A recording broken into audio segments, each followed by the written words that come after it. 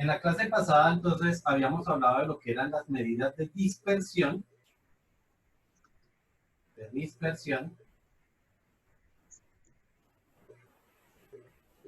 Y habíamos dicho que las medidas de dispersión expresan o son un grado de separación de los datos. ¿Okay? O sea, me dicen qué tan separados están los datos.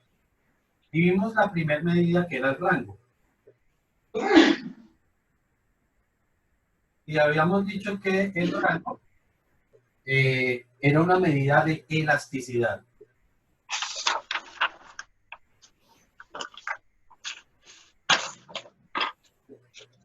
¿Listo? Entonces, habíamos dicho entonces también que el rango era una medida, bueno, básicamente que lo calculábamos como el límite superior de los datos menos el límite inferior. Así íbamos a calcular el rango.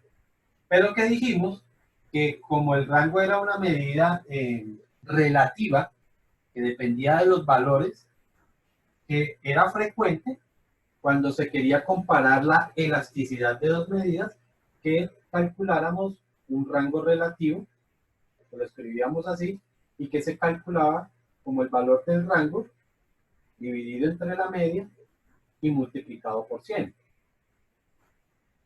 ¿Ok? Entonces, de esa forma, íbamos a calcular el rango relativo. Recuerden, esto lo calculamos siempre y cuando se quieran comparar dos medidas que provienen de distintas unidades de medición o de diferentes escalas. Por decir algo, yo puedo hablar de la elasticidad de las notas de un estudiante o de estudiantes de colegios. Entonces yo digo, ya, un estudiante de los Sauces tiene notas entre 3.2 hasta 4.1. Entonces yo digo, ¿cuál es la elasticidad de la nota del estudiante? Ah, pues calculo el rango, ¿cierto? Y entonces sería límite superior 4.1 menos, aquí voy a utilizar otra nomenclatura para que no parezca como resta, ¿no? Límite superior 4.1 menos límite inferior 3.2, que es la nota más pequeña. Y sencillamente hacemos el cálculo y creo que eso da 0.9. ¿Cierto? Y vamos a otro colegio y resulta que ya sabemos que aquí, por ejemplo, en este colegio se calcula de 0 hasta 5, o mejor, desde 1 hasta 5. Las notas van desde 1 hasta 5. Pero supongamos que estamos en otro colegio que se llama Colegio Virrey. No sé Virrey qué, pero Virrey.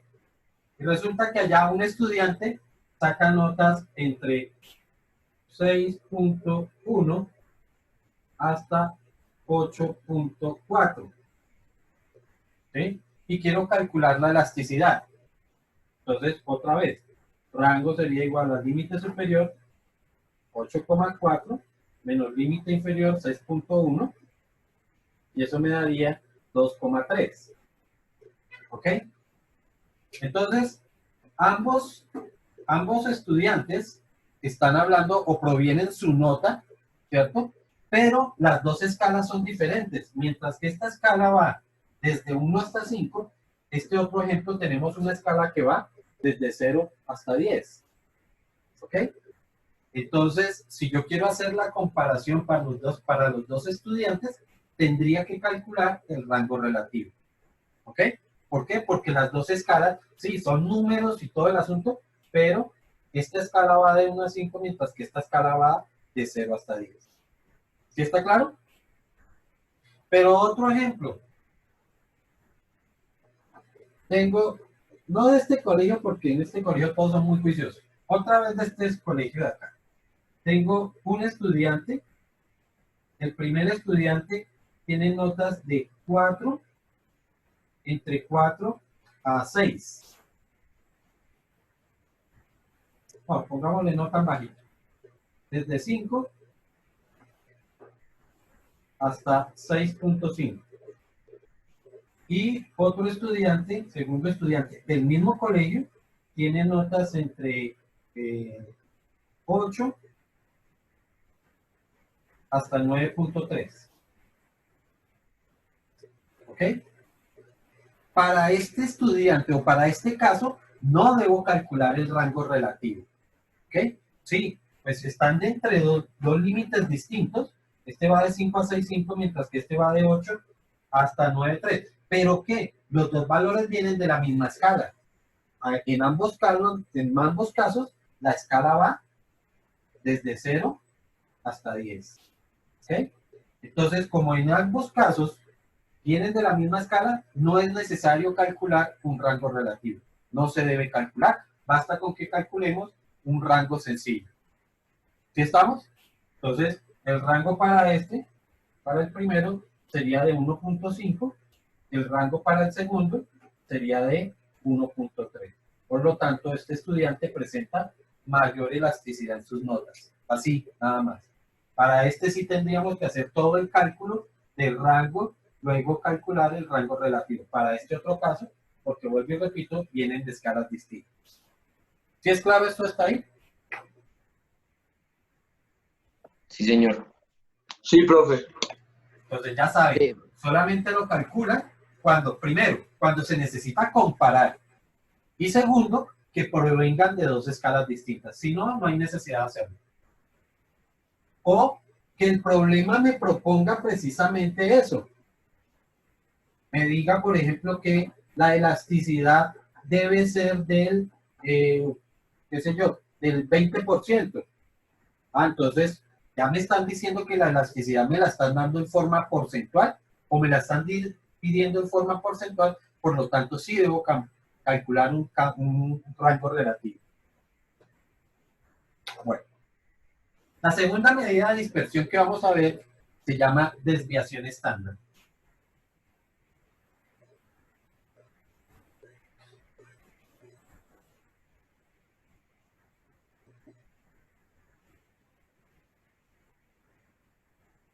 ¿Ok? La desviación estándar es una medida de variabilidad.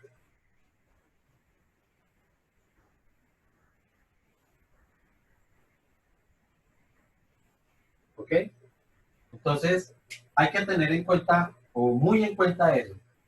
El rango es una medida de elasticidad, la desviación estándar es una medida de variabilidad. Y estos son dos cosas distintas y en los problemas no me va a decir calcule el rango o calcule la desviación, sino que me va a decir es calcule la variabilidad o calcule la elasticidad. Y ya sé que se refiere a desviación estándar o que se refiere a rango según sea el caso. ¿Listo? ¿Qué es la desviación estándar? Por favor, tomen nota. La desviación estándar es un promedio. La desviación estándar es un promedio de las distancias entre cada uno de los datos y la media.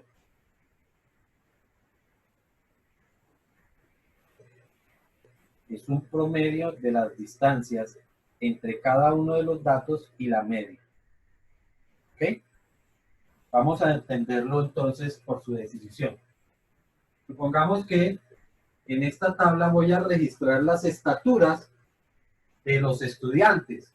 Y entonces cojo a mi primer estudiante, al segundo, al tercero, al cuarto, al quinto, sexto y así sucesivamente hasta que complete a 16 estudiantes.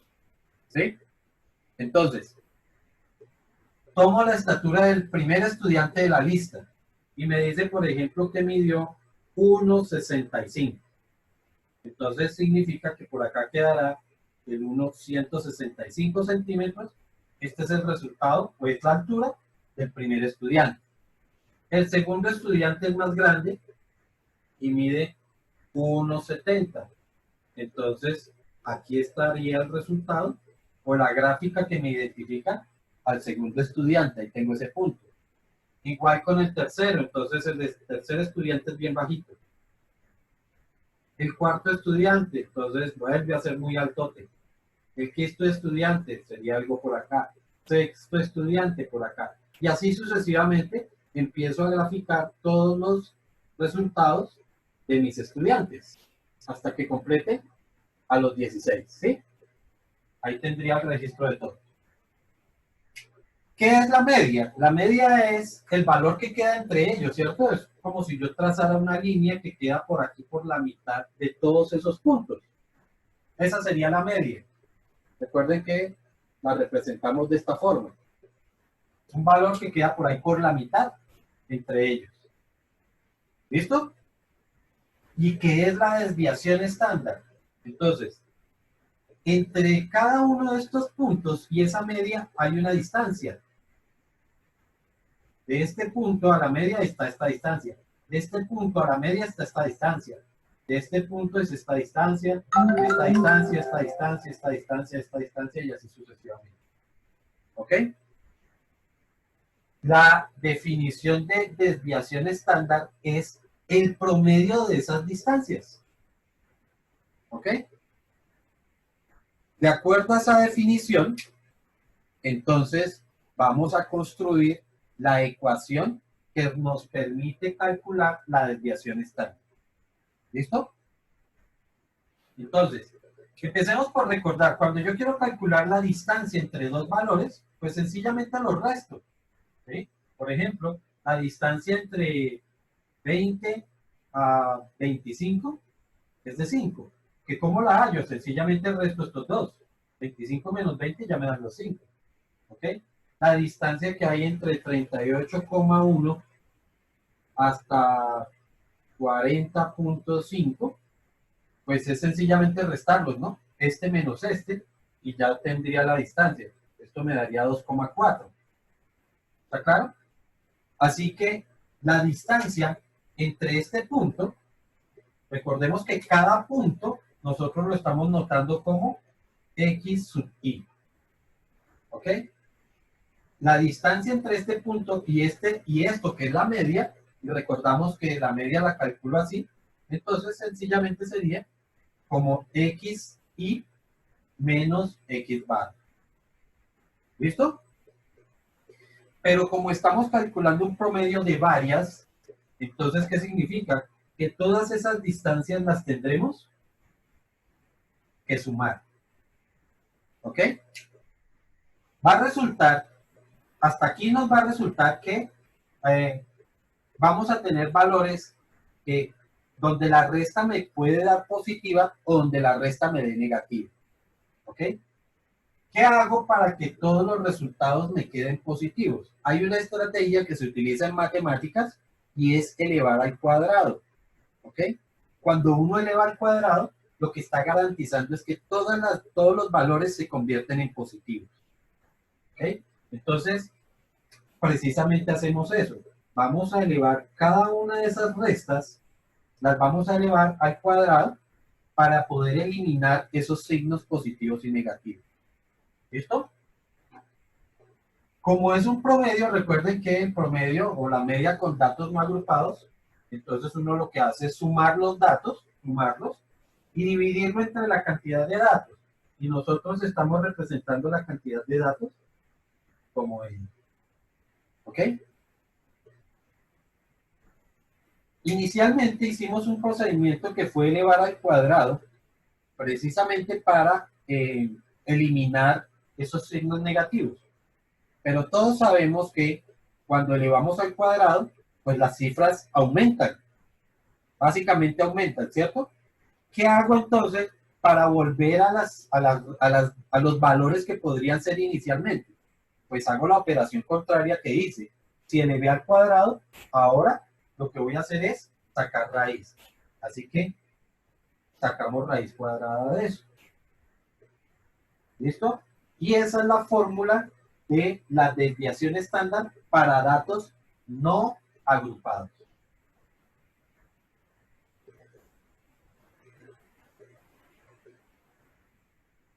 Para datos no agrupados, entonces vamos a utilizar esta fórmula. ¿Cómo vamos a simbolizar la desviación estándar? La desviación estándar se simboliza con este símbolo, o se representa con este símbolo. Símbolo del alfabeto griego que se llama delta. ¿Okay? Se llama delta Allá también existen las mayúsculas y las minúsculas. Este es un delta minúscula. ¿Okay? Entonces, con este símbolo estamos representando la desviación estándar. ¿Ok? Y aquí tenemos nuestra fórmula para calcular la desviación estándar con datos no agrupados. ¿Ok? Les recuerdo que siempre que en una fórmula aparecen estos términos de sigma, ¿sí? Más que una fórmula es un procedimiento. Entonces, yo tengo que entender cuáles son los pasos que debo seguir para hacer ese procedimiento. ¿Ok? Entonces, los vamos a copiar acá.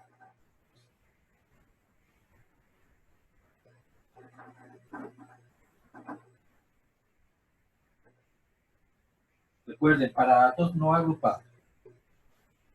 Como un paso cero, más que es un paso cero, es algo que necesitamos para poder empezar, es tener la media. Entonces, obtener la media. Y ya sabemos cómo se calcula la media con datos no agrupados, ¿no? Recuerden que se suman los datos y se divide entre la cantidad de datos. El primer paso, ahora sí, sería hallar las diferencias. Las diferencias. Ya saben que una diferencia es una resta. X sub i menos X bar. Hallar, calcular esas restas. El segundo paso, entonces será elevar al cuadrado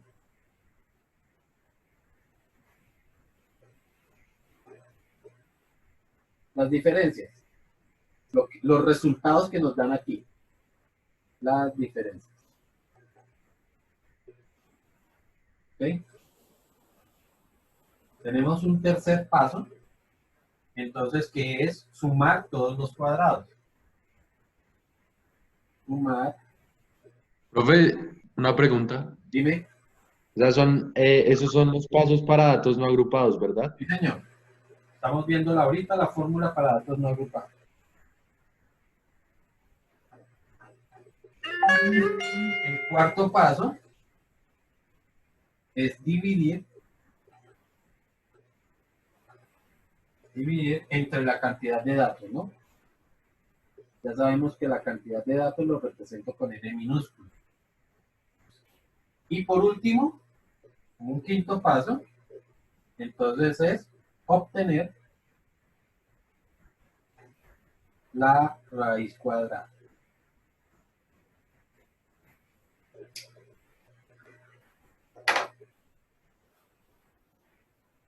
Esos serían nuestros pasos para calcular una desviación estándar con datos no agrupados. Entonces, de una vez vamos con un ejemplo.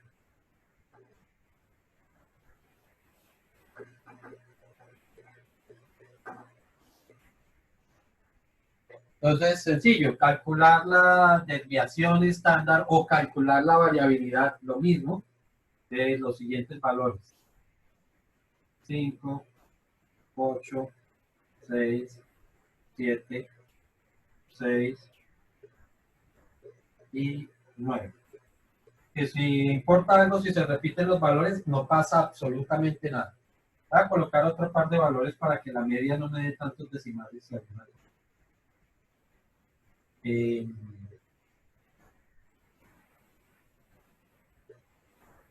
Digamos el valor 10 y el valor 8. No, valor 9. ¿Ok? Entonces tenemos 8 valores aquí. Como primer paso me dice que lo que debo tener es la media. Hasta ahí no tengo la media, así que calculamos la media como datos no agrupados, sencillamente sumamos y dividimos entre la cantidad de datos que son 1, 2, 3, 4, 5, 6, 7 y 8. O sea, voy a tener que dividir entre 8 valores. Entonces sumo 5 y 8, 13, 19, 26, 32, 41, 51, 60 exactos. y dividido entre 8. Y eso me daría 7.5. La media de estos datos es 7,5. ¿Ok? ¿Por qué coloqué todos los valores? ¿Por qué traté de colocar así para que me diera una cifra exacta? Porque resulta que cuando ustedes hacen los cálculos tiene que ser exacto. Yo no voy a redondear, estos valores no se redondean. Y entonces, si por ejemplo me da una cadena infinita de decimales, tendría que utilizar todos esos decimales. Por eso yo procuro utilizar cantidades de cifras que por lo menos no me generen infinitos decimales, ¿vale? Entonces ya tenemos nuestro paso cero, que fue obtener la media.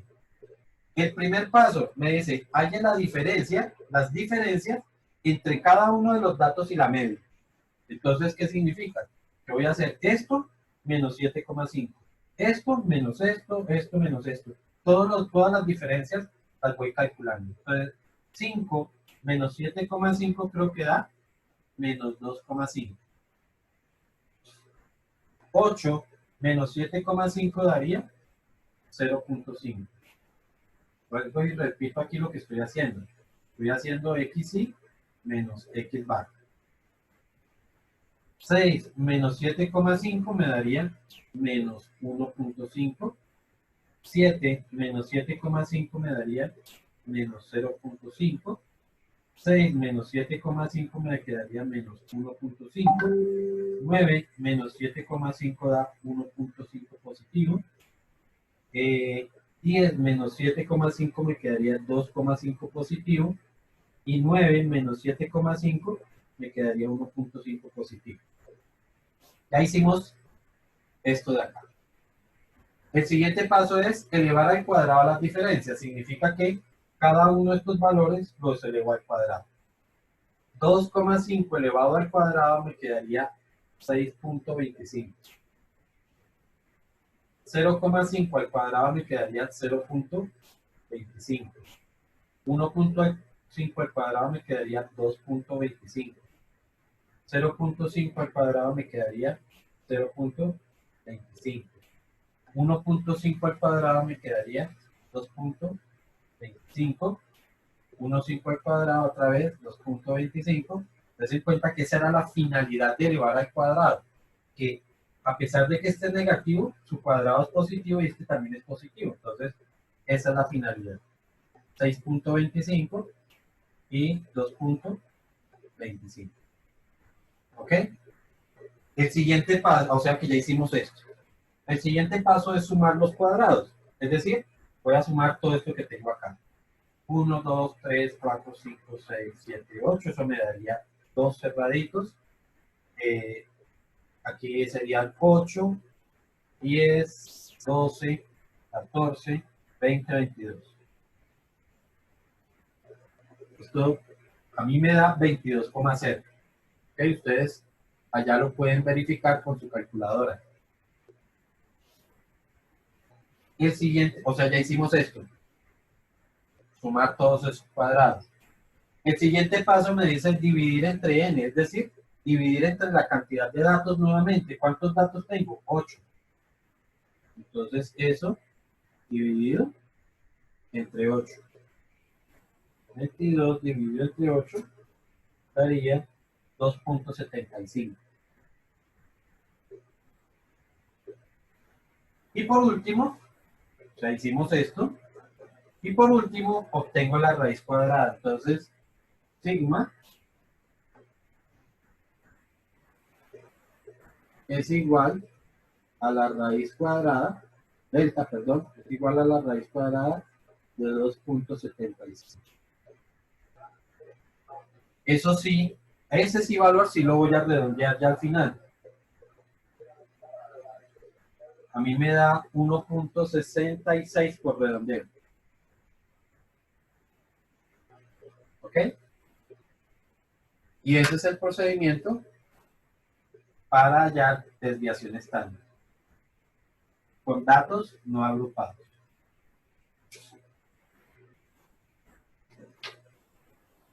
Un minuto para que copien lo que les haga falta copiar.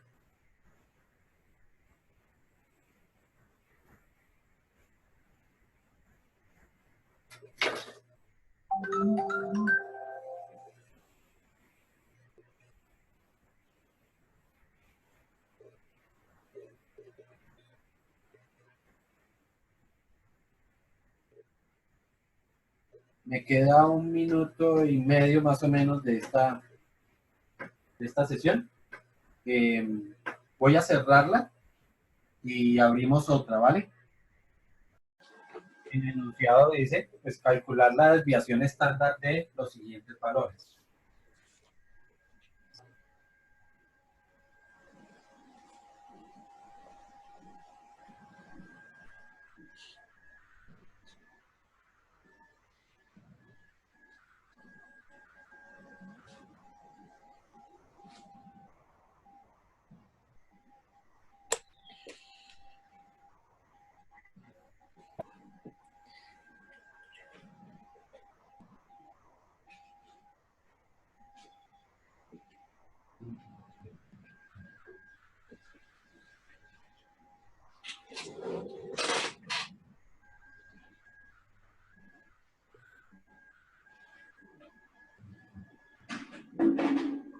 ¿Listo? Entonces, calcula la desviación estándar de esos valores.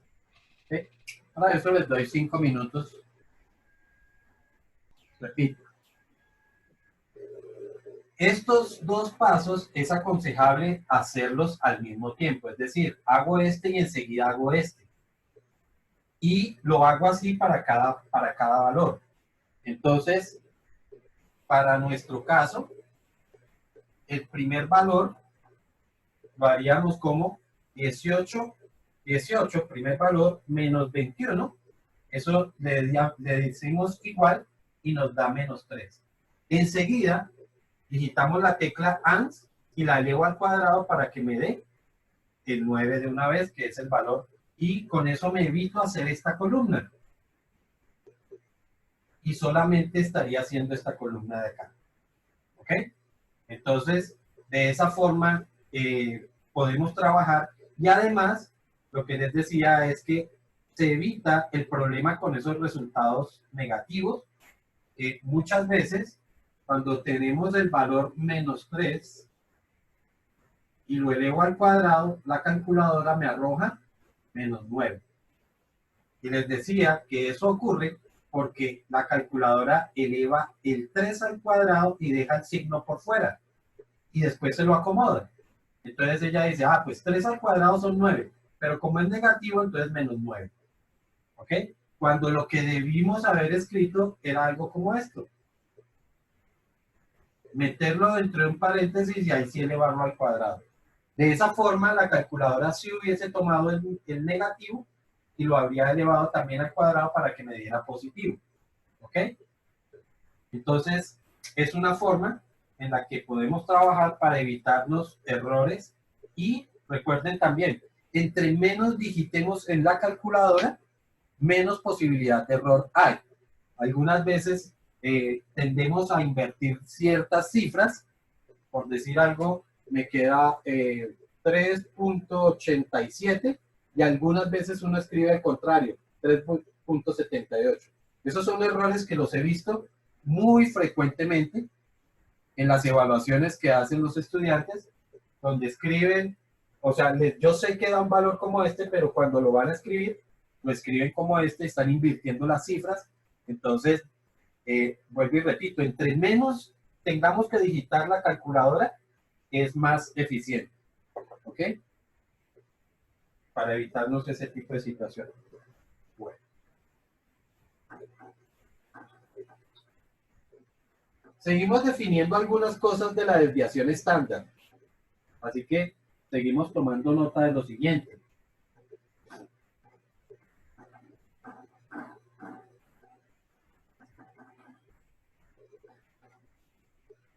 La desviación estándar es una medida poco sensible ante errores en los datos de la muestra.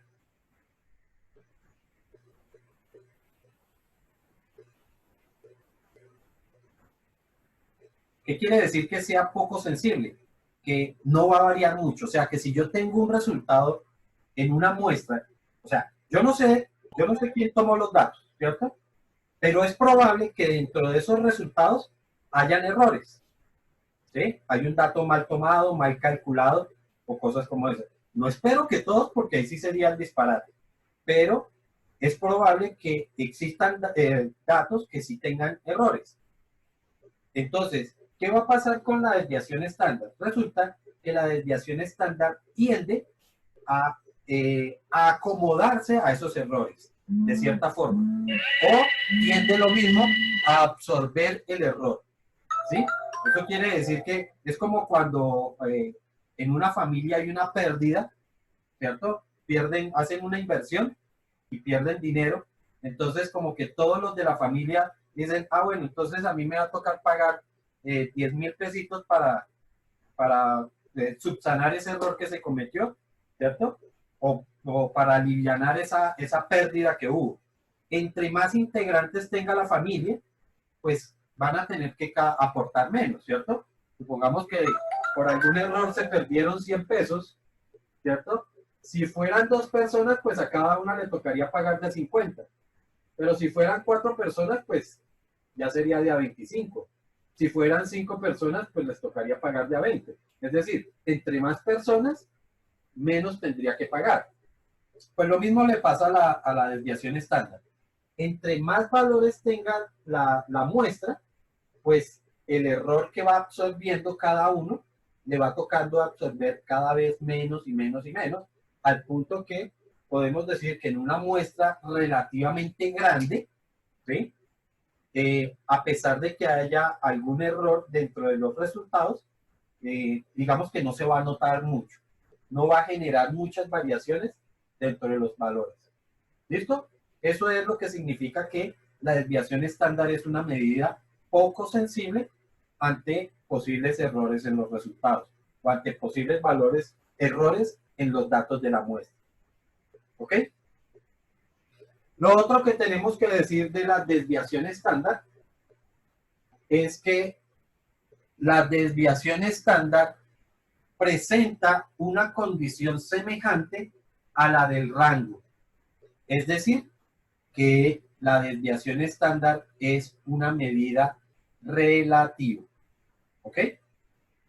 Y si es relativa, cuando queremos hacer comparaciones de variabilidad de dos medidas, tenemos que calcular la desviación relativa. O sea que al igual que el rango, existe una medida más que es la desviación relativa. Y esa se escribe o se calcula en forma semejante como se calculó el rango relativo. En ese caso, calculamos desviación relativa y la calculamos como el valor de la desviación dividido entre la media y multiplicado por 100. Profe, esa ecuación ya no la dictó antes, ¿no? No, esta no. Pero digo yo, es igual a la del rango relativo. Acuérdate que el rango relativo era así. Ese era el rango relativo y era el valor del rango dividido entre la media y multiplicado por 100. En este caso, como es la desviación, pues mira que tiene una forma muy parecida. Sí, sí, sí. Okay. Entonces, esto vuelvo y repito, lo calculamos igual que como calculamos el rango relativo. ¿Sí? Es decir, que lo calculamos cuando tenemos medidas que están en dos escalas distintas, ¿sí? O cuando el problema lo requiere. Hay ciertos problemas, por ejemplo, que me hablan de la variabilidad, que tenga una variabilidad del 10%. ¿Qué significa? Que la desviación estándar sea del 10%. ¿Sí está claro? Este procedimiento, pues, ya no es mucho, porque al fin y al cabo la media la teníamos que haber calculado para poder tener esta desviación. Entonces ya se tiene. No es como en este caso, que aquí sí se tenía que calcular adicional la media. No, aquí ya la tenemos, entonces no hay problema. ¿Listo? Entonces, de acuerdo a eso, veamos un problema. Ya problema no es sencillamente cálculo, sino problema. Y dice, una empresa utiliza una caldera para sus procesos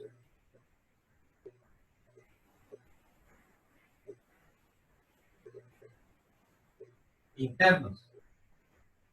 Punto seguido. Está tratando de adquirir una nueva caldera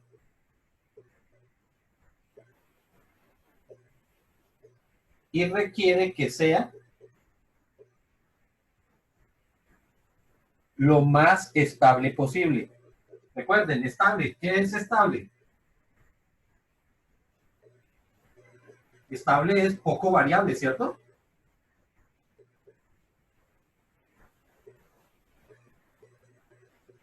¿Y qué es una medida de variabilidad? Pues es desviación estándar. Entonces, ¿qué significa? Que yo voy a escoger la caldera que tenga menor desviación estándar. Eso es lo que significa. Así de sencillo. ¿Ok? Entonces, seguimos con el enunciado. Una empresa ofrece dos calderas. Una empresa ofrece dos calderas y una está medida en grados Celsius y la otra en grados Fahrenheit.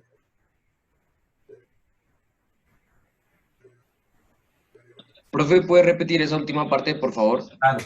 Una empresa ofrece dos calderas. Una está graduada en grados Celsius y la otra en grados Fahrenheit.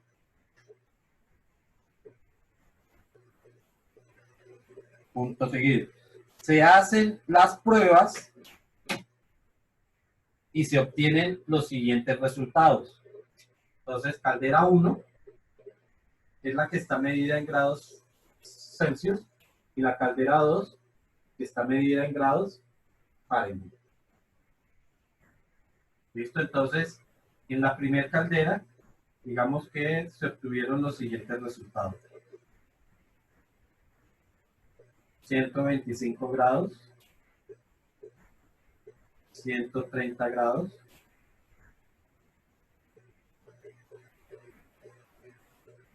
128 grados,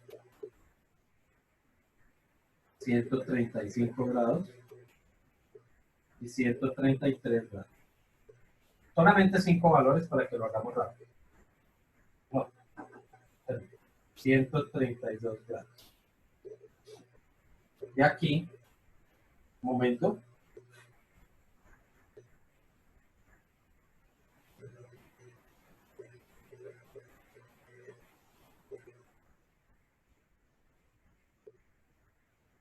...260 grados... ...270... ...275... ...265... ...y 280 grados.